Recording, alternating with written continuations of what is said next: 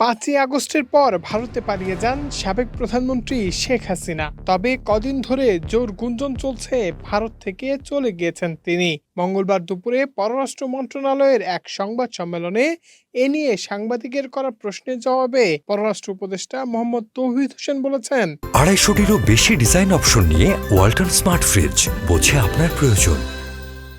সাবেক প্রধানমন্ত্রী শেখ হাসিনার অবস্থানের বিষয়ে আমরা নিশ্চিত হতে পারিনি। আমরা ভারতে এবং সংযুক্ত আরব আমিরাতে খোঁজ করেছি, কোথাও তার সন্ধান পাইনি। তার অবস্থান সম্পর্কে কেউ কনফার্মেশন দিতে পারেনি।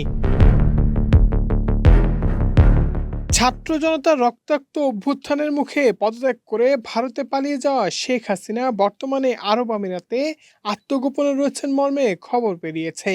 এ নিয়ে পররাষ্ট্র উপদেষ্টা আরও বলেন, সাবেক প্রধানমন্ত্রীর অবস্থানের বিষয়ে আমরা এখনও নিশ্চিত হইনি।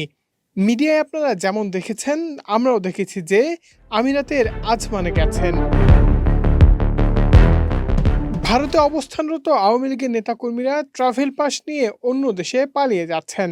তাদের ফিরিয়ে আনা হবে কিনা জানতে চাইলে তিনি বলেন, পাসপোর্টের মেয়াদ শেষ হলে বাংলাদেশে ফেরার জন্য ট্রাভেল পাস ইস্যু করা হয়ে থাকে। এটা অন্য কোনো দেশে যাওয়ার জন্য নয়। Desk report, Manabzamin.